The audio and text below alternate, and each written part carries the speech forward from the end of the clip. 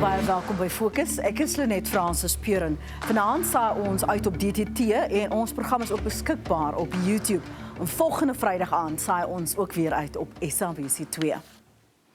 Maar die Wes-Kaap het vanjaar reeds 2 keer deurgeloop onder ewige oorstromings na swaar reën neerslae. Dan was daar ook die springgety met buitengewone groot branders wat ook groot skade aangerig het. Is Suid-Afrika se weerstoestande besig om te verander? Ons praat nou via Zoom met die omgewingswetenskaplike Simon Geer. And thanks so much for joining us this evening. Simon, please make it make sense. These extreme weather patterns that we've been seeing of late, should we be worried? Individual events have happened in the past. We know that there have been big wave events. But in the long term, we are expecting a greater frequency of these sort of events. So, yes, it is something that we need to be prepared for and think about. If you say greater frequency, what does that imply? So as the planet warms, so there's more energy in the system. And what we find is that there's greater variability. And so droughts tend to be drier and wet periods tend to be wetter. Storms tend to be bigger. So while any individual storm, might have a proxy 100 years back or whatever, in terms of the frequency of these events or the likelihood that we're going to have flood events, that's definitely something that we need to worry about.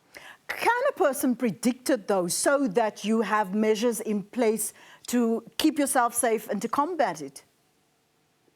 So the prediction is that you need to be more conservative. So in the 1980s, we set out engineering terms around South Africa, 50-year flood events or 100-year flood events.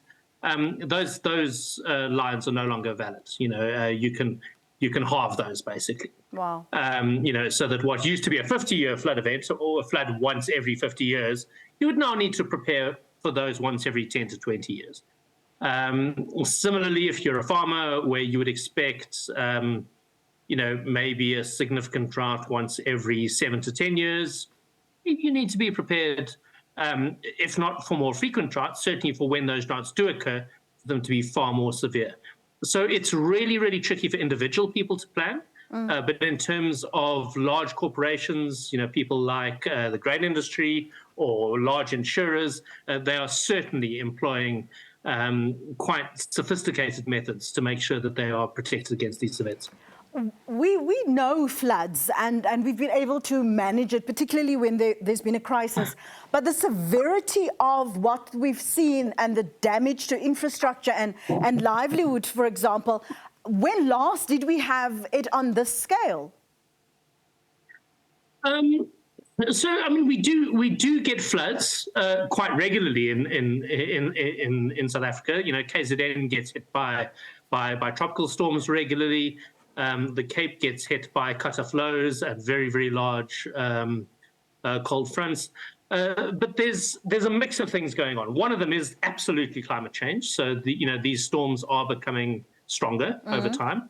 But the other one is that, people move. And so there are now people living in areas that maybe they wouldn't have been beforehand. But things like the N2 flooding away, that's not a migration issue. That is literally just a very, very unusual event. It's difficult for us to say as climatologists to say that this particular event is exceptional. It's clearly exceptional, but whether it is climate change related.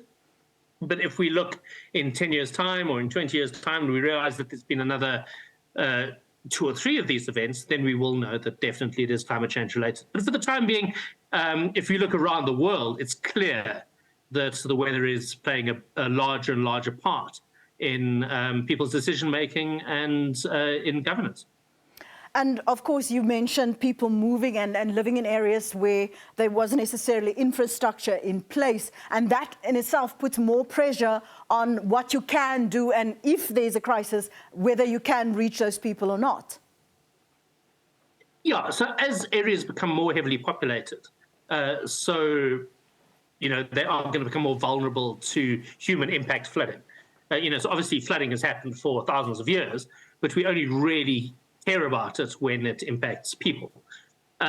So there is that aspect to it. But typically, when, that's something where you see that informal settlements are being flooded, that would be where you would consider that to be an impact. But where you're seeing formal dwellings, where you know that there's been proper planning in place, and that sometimes those dwellings have been there for decades, then you can't really blame increase in population. We often say forewarned is forearmed, but to what level of preparation can you really plan for, particularly if you, as climatologists, look at changing weather patterns? In what respect can you really prepare for it? And how accurate are your predictions then? So definitely one of the aspects of climate change is that our predictions become slightly less reliable. That said, Weather Service, and I'm not employed by the Weather Service, but I work with them or alongside them, and certainly their capability has improved over the years. So they've probably kept up to pace with the increased vulnerability to forecasting that climate change represents. Where it does just become trickier and trickier to predict what's going to happen. I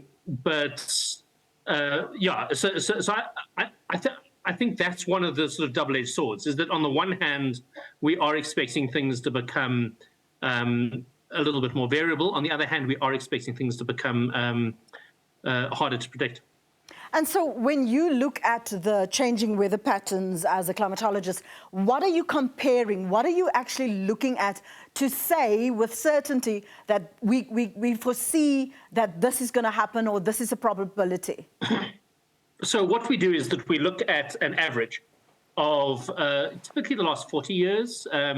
Sometimes there's a benchmark placed from through the middle parts of the last century, and then we compare what's happened since, say, 1990 to present, and we say, well, how do those things vary? And if we do that comparison, we can see clearly the world is warmer, the weather is more variable, storms are bigger, storms are more frequent, droughts are more severe. So all of those things are well now embedded in the science.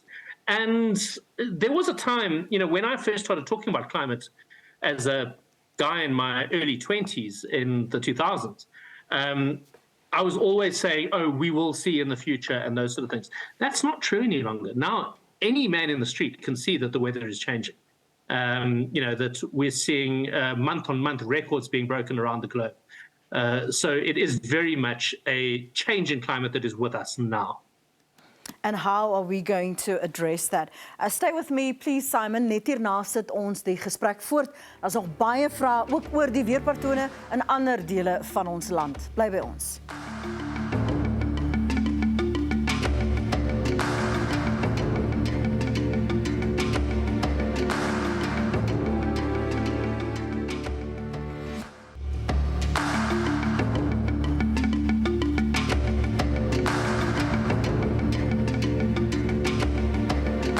Dis nie net dele van die Wes-Kaap wat deurgeloop het onder oorstromings nie. Verlede jaar het Swaar een groot verwoesting in KwaZulu-Natal gesaai.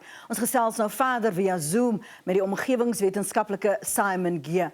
I know you said before the break that we starting to accept that the weather is changing. If we turn our attention to KwaZulu-Natal, to the Northern Cape, even the Free State, we've seen the severity of the droughts that they've experienced there. So nobody has been left, or no country has been left unscathed. What do you do? So you're a farmer, for example. You know, this is when I start harvesting, this is when I start planting, this is when it's leaving for an overseas market. And now suddenly it's either wiped out or it's changed so drastically that you are left to nature, really. Yeah, look, farmers are going to be receivers of this weather, as are residents and so on. There's not too much that they can do. The role here is in local government. And a lot of the problems that we had in KZN was honestly a failure of local government, not keeping channels properly clean, not managing their settlements properly. So this is one of those things that is really, really going to expose weaknesses in local government and in municipal level management.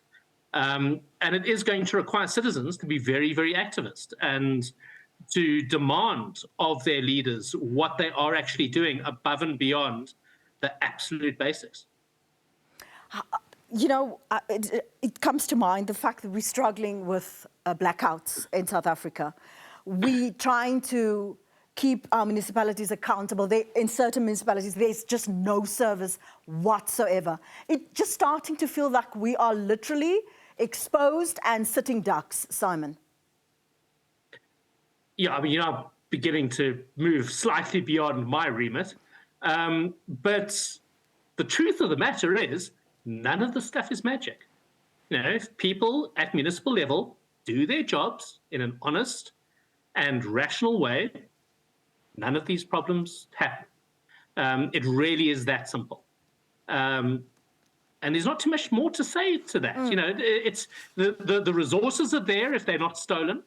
The management structure is there if it's not full of people who are incompetent or put in place for reasons other than ability. All of this stuff is there. We just need to do it properly. You touched on some of the rivers. You've touched on the situation where the provincial government had failed citizens in KZN. What more could have been done to prevent, besides the maintenance, better planning, taking into account that the region is changing, more people, there's an influx of people, that you plan for that in your budgets?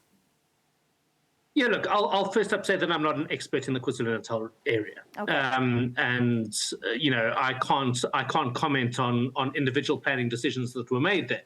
But this is an area that is highly susceptible to large storms.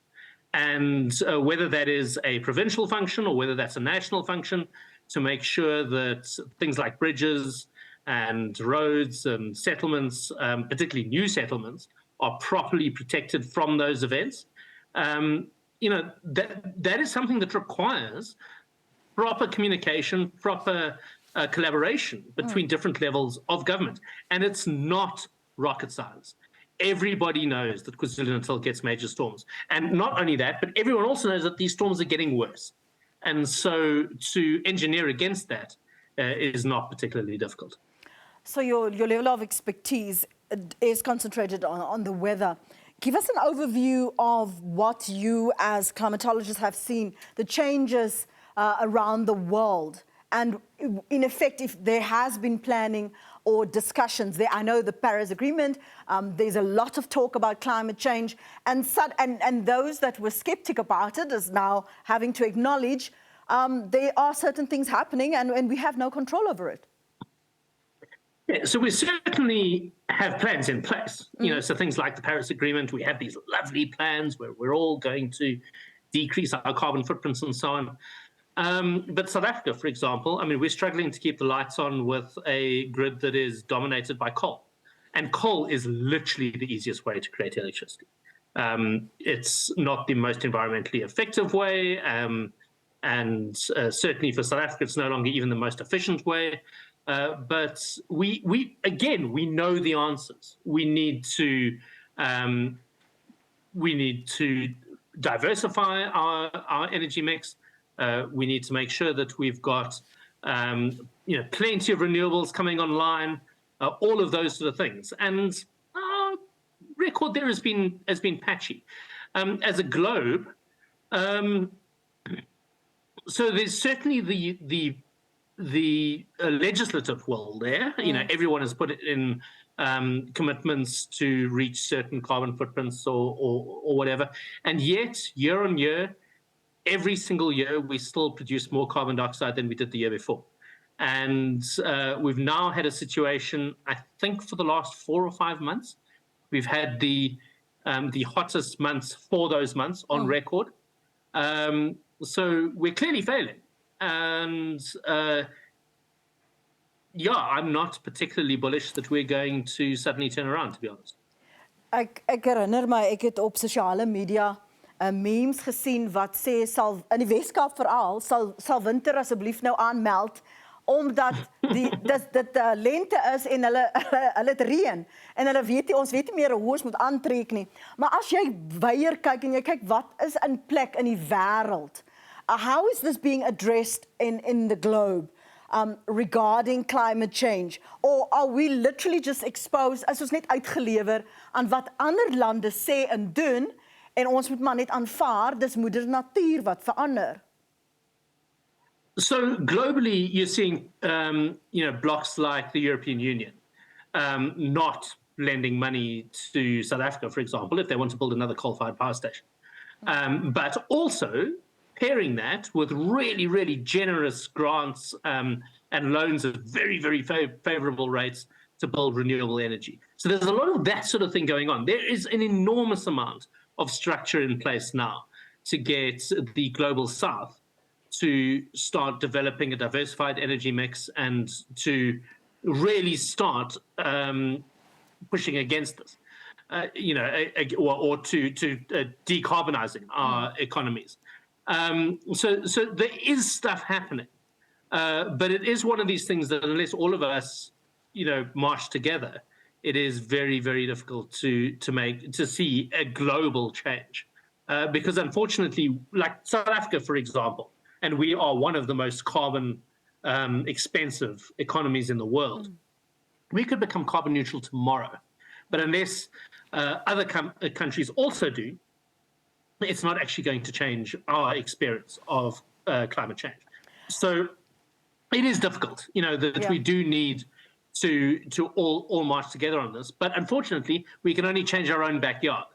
And I do think that South Africa is an economy that is strong enough that we could take that lead.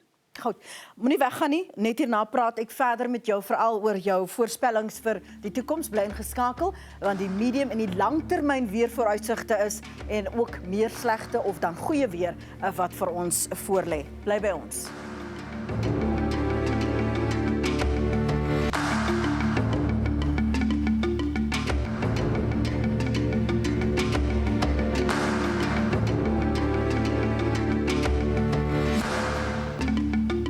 Dele van die land het die afgelope paar jaar onder uiterste weerstoestande deurgeloop, van droogtes tot vloede.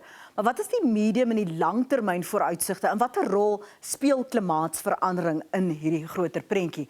Ons gas is die omgewingswetenskaplike Simon Gee. So what do we know for sure, Simon? Ek het aantekeninge gemaak wat jy gesê het, ons gaan meer reën kry, ons gaan wanneer ons haal het, gaan dit erger wees, wanneer ons storms het, gaan dit erger wees. What do we know for sure? Is that the scenario and we just need to brace ourselves? What do we know for sure? That's spoken like someone who never saw my inbox when I worked at the SABC. I was told regularly that I knew nothing for sure. Look, obviously these are forecasts. What we are experiencing at the moment is a tip from the El Nino cycle, which typically means more rain, to the La Nina, to the La Nina cycle, which typically means more rain, to the El Nino cycle, which typically means drier weather. But that El Nino, La Nina cycle only accounts for about 30% of our variability. So we are forecasting still a normal to maybe slightly wetter than normal average or summer rainfall experience from now through until March. But that's, for very much the northeastern parts of the country, for the central and the western parts of the country, probably tipping into a drier period. What we do know is that it's almost certainly going to be hotter than the average over the last 40 or 50 years. And that has been true of the last decade or so. Hotter weather, maybe slightly wetter for this season. And maybe slightly less predictable as well. So what do we do with all the record keeping that we have on hand? Do we still look at it? Do we consult it? What do we do? Oh, yeah, it's incredibly important.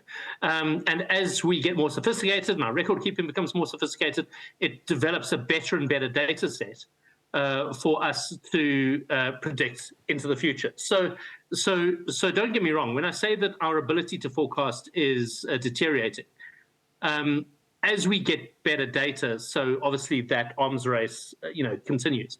The reason that it maybe deteriorates is because the proxies that we have for, in the past we would be able to say, well, what would have happened, with these set of parameters, and then we can plan into the future. In a climate change environment, that sort of ability deteriorates. But it's incredibly important that we keep on bringing in that data so that over time, our forecasting ability continues to be upgraded. And as a climatologist, I'm intrigued now. When you look at all these discussions, the agreements, and these changes that we've seen in our weather patterns, is there anything thus far that has surprised you, that you thought when you were at the SABC, I didn't think that would play out this way? Yeah, I mean, when I was still at the SABC, there was the first time that we had a frost-free winter in Joburg. And I remember thinking that, wow, and that was, I can't remember the exact year now, but it was at least a decade ago. And I remember thinking then, oh, wow, this is something that is incredibly unusual, and I wouldn't have expected it. I then certainly, if you look at literally this season, where globally, I think since June, possibly even since May, every single month has been the hottest of that month on record. So we're talking about 4 or 5 months in a row now where we've broken records. Not necessarily for South Africa, but I'm talking globally now. Yes. That's unheard of. I mean, completely and utterly unheard of. Yeah, and mostly that's Northern Hemisphere summer now. We'll wait to see what it does for Southern Hemisphere summer. But for example, now, this year, the Antarctic ice sheet has reached its lowest maximum that it's ever had. So that means that our winter was also probably warmer than it's ever been on record. So yeah, I mean, these things are happening fast and furious now. Now, I'm just reminded about all these fires that we've seen happening not only in Australia. We've seen these heat wave upon heat wave upon heat wave in the USA. And we don't know to what extent is it going to get worse. Yeah, I mean, it is going to get worse. We've got no reason to think that it's not. It's going to, or unless it's going to require really sophisticated environmental management. So you look at the USA and Canada, they're going to really have to get sophisticated about the management of their forests, for example, to make sure that they clear out dead brush, to try and make up for the mistakes of their management over the last 20 to 30 years. To start firing those forests regularly, which we do quite well in South Africa. We've got a very sophisticated understanding of fire regimes in South Africa. Admittedly, we don't have the big forests, which cause the devastation in the US. But we certainly still need to manage places like Kruger from a fire point of view. So it's going to require more sophisticated environmental management. It's going to require political will to try and change the ship. But to be honest, I think that we're on a path where we're going to have to deal with climate change rather than stop it. Ek hoor hoe sê die Gautengers, ek weet nie of ek Desember maand nog Kaap toe moet gaan nie, want hulle doen hulle naam gestaan, die Kaap aan storms. Dis dalk nie meer so lekker by die see nie.